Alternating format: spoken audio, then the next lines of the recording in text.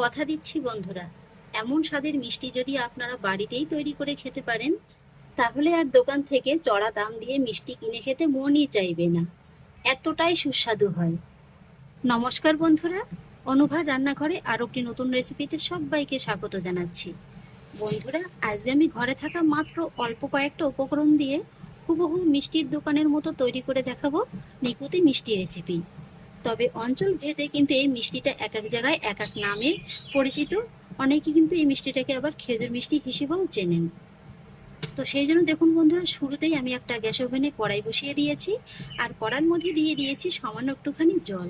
এবার জলটাকে আমি কড়ার গায়ে খুব ভালোভাবে একটু লাগিয়ে নেব, আর তারপরে এই কড়ার মধ্যে অ্যাড করব 1 লিটার গরুর দুধ।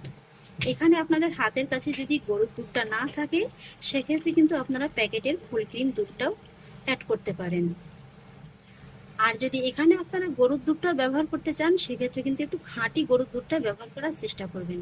তাহলে কি হবে, এই 1 লিটার দুধেই কিন্তু আপনারা বেশ অনেকটা পরিমাণে ছানা পেয়ে যাবেন।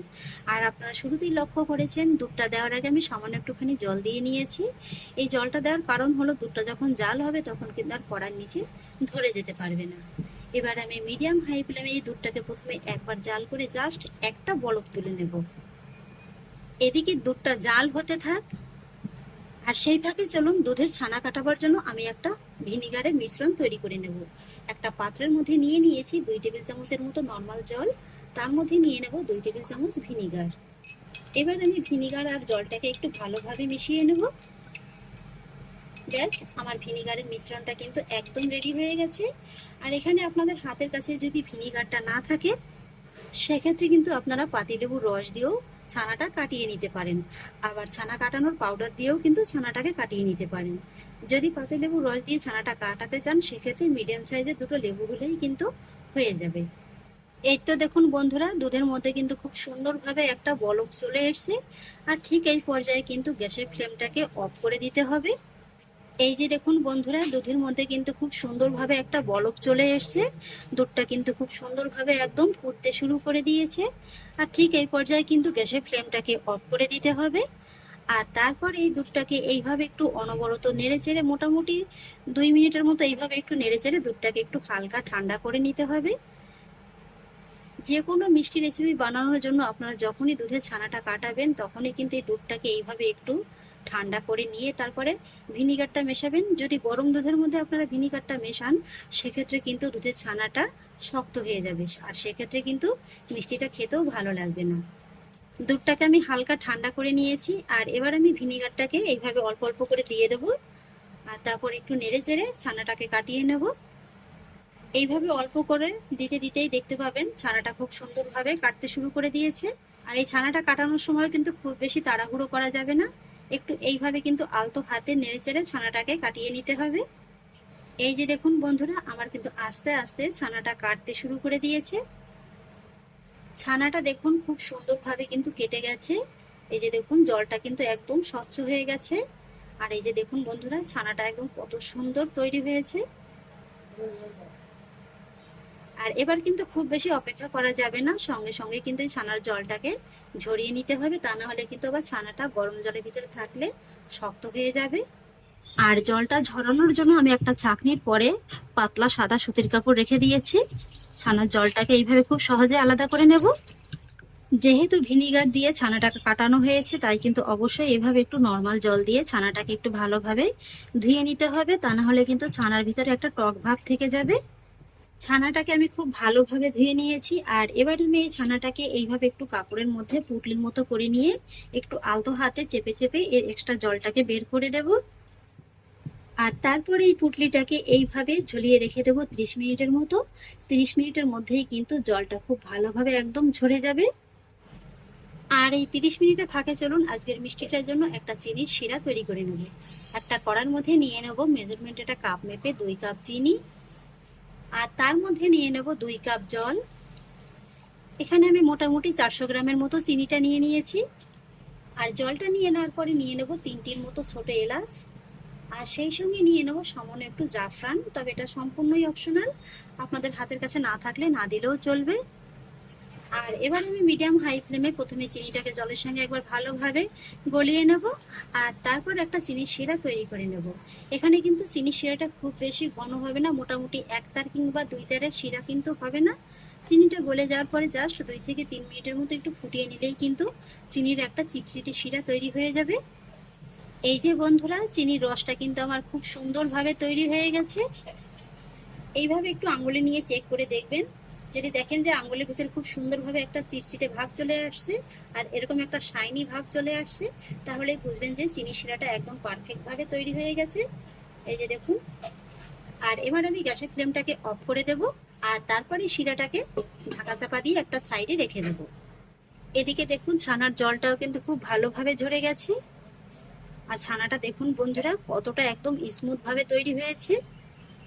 এই যে দেখুন কতটা সফট।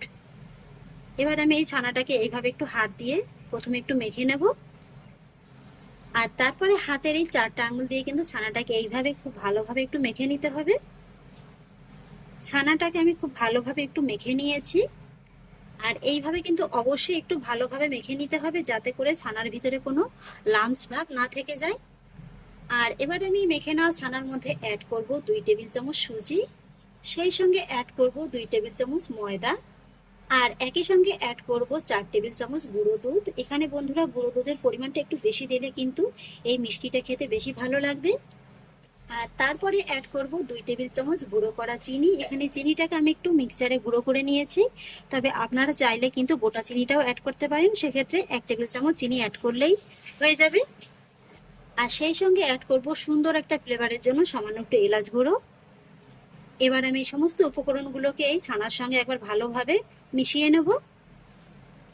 সমস্ত শুকনো উপকরণগুলোকে আমি খুব ভালোভাবে মিশিয়ে নিয়েছি, আর এবার এই হাতের তালুর সাহায্যে এই ছানাটাকে আমি খুব ভালোভাবে এইভাবে একটু মেখে নেব। যেহেতু এর ভিতরে একটু সুজি দেওয়া হয়েছে, তাই কিন্তু এইভাবে একটু খুব ভালোভাবে মেখে নিতে হবে। সুজিটা যাতে কোনোভাবেই ছানার ভিতরে গোটা অবস্থাতে না থাকে সেটা ভেবেই কিন্তু আপনাদের ভালোভাবে মেখে নিতে হবে। তাহলে কি হবে, মিষ্টিটা ভাজার সময় কিন্তু সুজিগুলো একদম গোটা গোটা অবস্থায় চেয়ে থাকবে। এই যে দেখুন বন্ধুরা, ছানাটিকে কিন্তু আমি খুব ভালোভাবে একদম মেখে নিয়েছি, আর আপনারা নিশ্চয়ই দেখে বুঝতে পারছেন যে ছানাটা থালার গা থেকে কত সুন্দরভাবে ছেড়ে দিয়েছে। আর হ্যাঁ, এক্ষেত্রে আপনাদের আরো একটা কথা বলে রাখি, যদি দেখেন যে মাখার পরে এরকম একটা পারফেক্ট ডোয়ে পরিণত না হচ্ছে, একটু নরম থাকছে, সেক্ষেত্রে কিন্তু আপনারা সামান্য একটু আবারও ময়দা অ্যাড করতে পারেন। আর এবার আমি মেখে নেওয়া ছানার মধ্যে অ্যাড করব এই 1 চুটকির মতো বেকিং সোডা। খুব বেশি কিন্তু দেওয়া যাবে না, অল্প একটুই কিন্তু দিতে হবে। বেকিং সোডাটাকে আমি এবার ছানার সঙ্গে একটু ভালোভাবে মিশিয়ে মেখে নেব। ফাইনালি ছানাটিকে আমি খুব ভালোভাবে মেখে নিয়েছি। আর এবার দেখুন বন্ধুরা, মিষ্টিগুলো তৈরি করার পরে আমি যে প্লেটটায় রাখবো সেই প্লেটে সামান্য একটু সাদা তেল ব্রাশ করে নিচ্ছি। এতে করে কি হবে, মিষ্টিগুলো যখন আপনারা তেলে ছাড়বেন খুব সহজেই কিন্তু তেলের মধ্যে পড়ে যাবে। এবার আমি এক এক করে নিখুঁত মিষ্টিগুলো তৈরি করে নেব, সেই জন্য হাতে অল্প একটু পরিমাণে নিয়ে নেব। এগুলো কিন্তু একটু ছোট ছোটই হয়। তারপরে 2 হাতের সাহায্যে একটু গোল করে নেব। এগুলো বন্ধুরা তৈরি করা খুবই সহজ, শুধুমাত্র একটু খেয়াল রাখতে হবে এগুলো তৈরি করার পরে যেন এগুলোর গায়ে কোনো ক্রাক না থেকে যায়। আর এইভাবে একটু গোল করে নেওয়ার পরে সামান্য একটু লম্বাটে শেপ দিয়ে নিলেই কিন্তু একটা নিখুঁত মিষ্টির শেপ তৈরি হয়ে যাবে। এই যে দেখুন, খুব সহজেই কিন্তু আমি একটা মিষ্টি তৈরি করে নিলাম।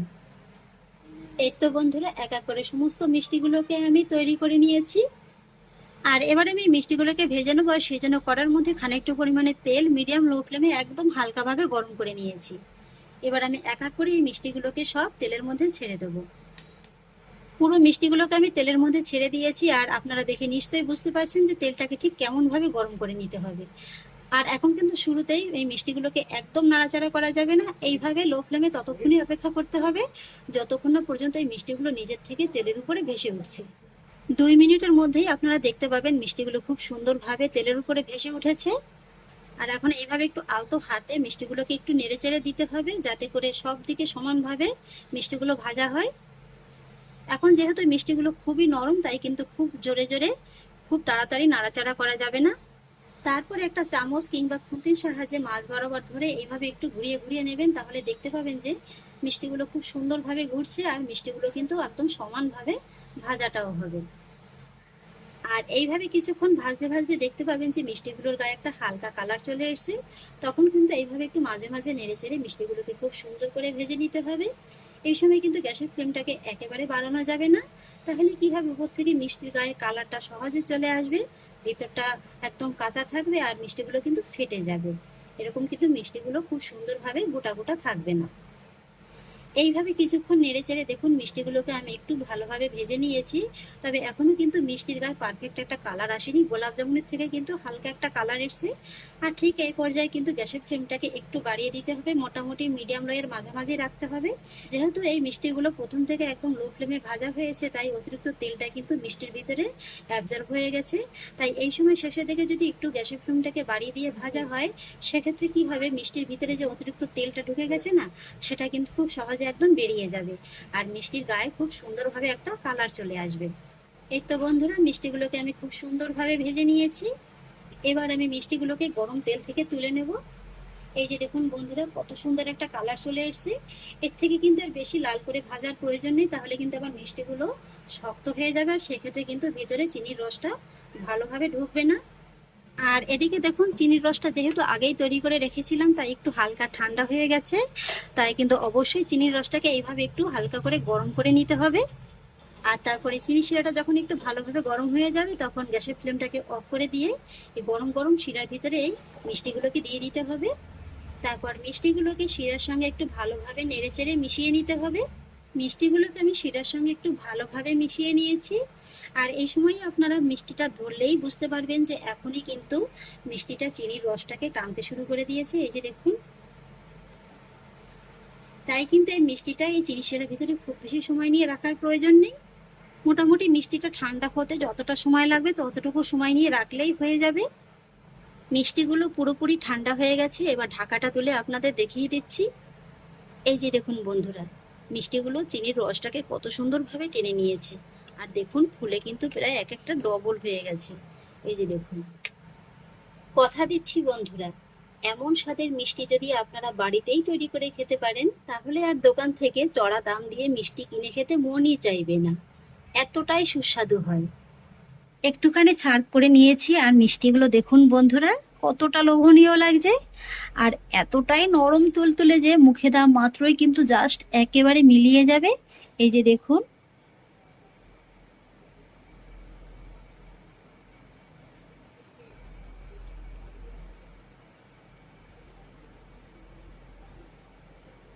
মিষ্টিটার ভিতরটা দেখুন শুধু একবার, কতটা জালিদার হয়েছে।